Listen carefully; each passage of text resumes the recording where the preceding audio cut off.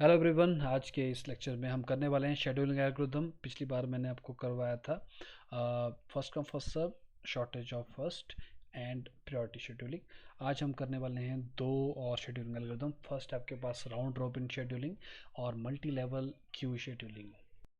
तो शुरुआत मैं करना चाहूँगा राउंड रॉबिन शेड्यूलिंग से।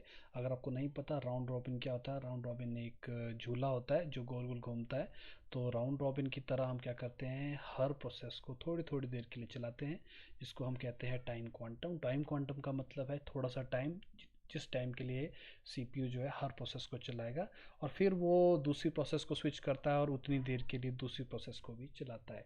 इस तरीके से वो हर एक प्रोसेस के पास एक एक करके जाता है और धीरे धीरे वो हर प्रोसेस को एग्जीक्यूट करता है।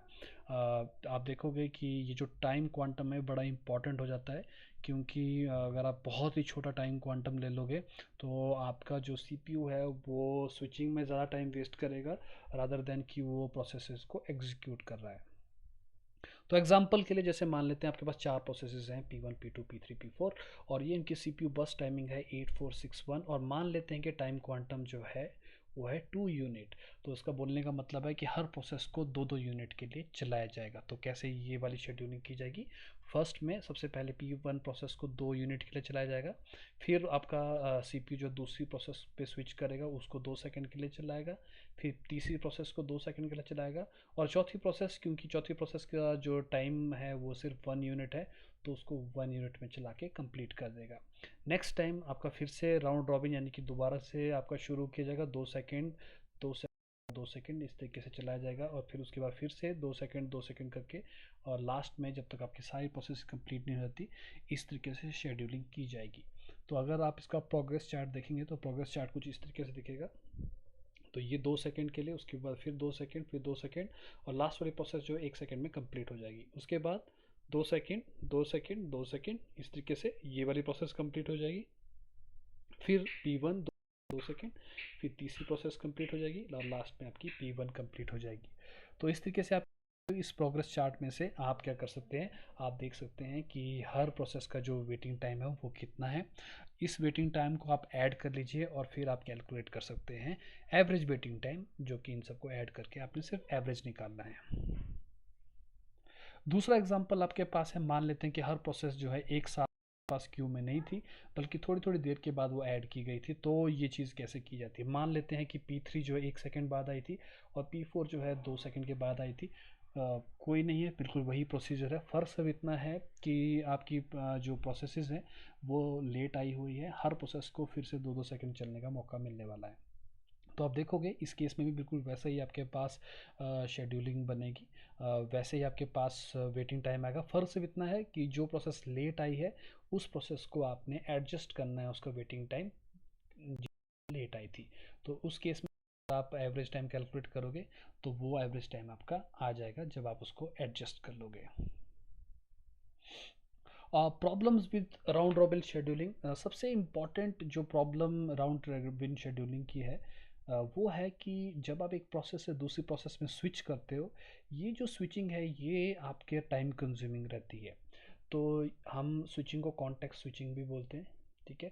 तो कॉन्टेक्स्ट स्विचिंग जो है इसमें टाइम लगता है। सपोज मान लेते हैं कि 1 मिली सेकेंड का टाइम लगता है कॉन्टेक्स्ट स्विच करने में, और 5 मिली सेकेंड का टाइम दिया है और प्रोसेस को चलाने के लिए। तो आप सोचोगे कि आप 20% टाइम जो है वो वेस्ट कर रहे हैं किस चीज़ में, सिर्फ और सिर्फ कॉन्टेक्स्ट स्विचिंग में कर रहे हैं। तो ये चीज़ आपको थोड़ा सा दिमाग में रखनी पड़ती है कि राउंड रॉबिन शेड्यूलिंग जो है आपकी परफॉर्मेंस को डिग्रेड करती है। तो अगर आप इसको इम्प्रूव करना चाहते हो तो आप क्या करें, आप थोड़ा सा बढ़ा दें आपके जो आपके पास टाइम क्वांटम है। लेकिन उसमें ये प्रॉब्लम है कि अगर टाइम क्वांटम बहुत ही बड़ा ले लिया तो आपकी जो राउंड रॉबिन जो शेड्यूलिंग है वो बिल्कुल फर्स्ट कम फर्स्ट सर्व की तरह बन जाती है। तो आपको एक ऐसा अमाउंट चूज़ करना पड़ता है जहाँ पे आपको क्या करना है, बेसिकली ना तो ज़्यादा छोटा लेना है ना आपको ज़्यादा बड़ा लेना है। तो इस तरीके से आपकी राउंड रॉबिन शेड्यूलिंग जो है वो परफॉर्म की जाती है। फिर आपके पास है मल्टी लेवल क्यू शेड्यूलिंग। तो मल्टी लेवल क्यू में क्या रहता है आपके पास, जैसा कि नाम सजेस्ट करता है कि ऑपरेटिंग सिस्टम के पास एक से ज़्यादा क्यूज रहती हैं हर प्रोसेस की, और हर क्यू की एक डिफरेंट प्रायोरिटी होती है। तो ये आप देखोगे ये बिल्कुल वैसा ही है जैसे प्रायोरिटी शेड्यूलिंग थी। फ़र्क सिर्फ इतना है कि अब आपके पास एक जॉब क्यू नहीं है, आपके पास मल्टीपल जॉब क्यूज़ हैं। तो हर प्रोसेस को क्या कर सकता है आपका ऑपरेटिंग सिस्टम जो है, एक क्यू में रख सकता है और वहाँ से उसको मूव कर सकता है, डिपेंडिंग अपॉन कि कौन सी प्रोसेस जो है वो कितनी इम्पॉर्टेंट है।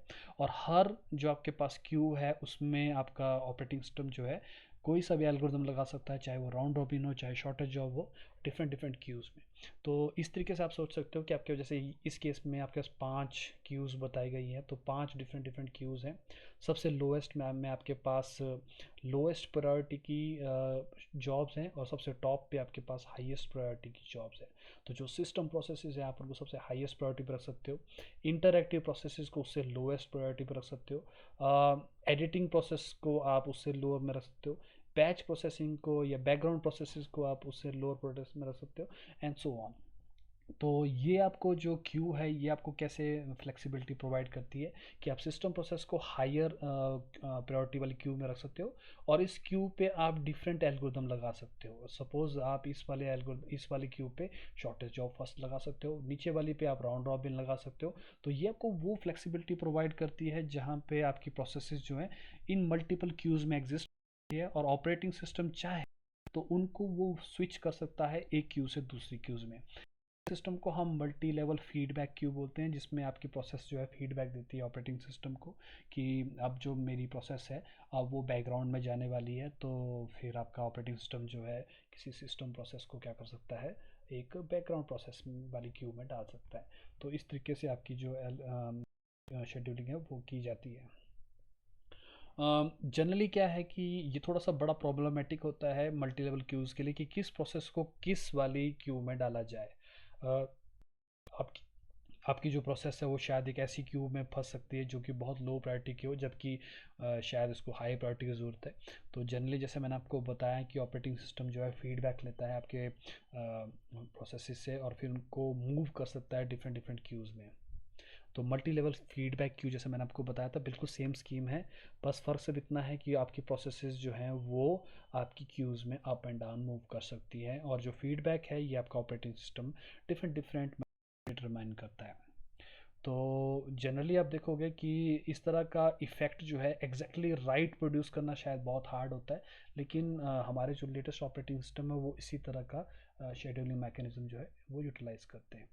आई होप कि ये दो जो शेड्यूलिंग एल्गोरिदम थे ये आपको समझ में आए होंगे। अगर आपको कोई भी क्वेश्चन है तो काइंडली इस वीडियो के कमेंट सेक्शन में कमेंट कीजिए और मैं कोशिश करूँगा उस चीज़ को आपको रिवर्ट करने की। Thank you.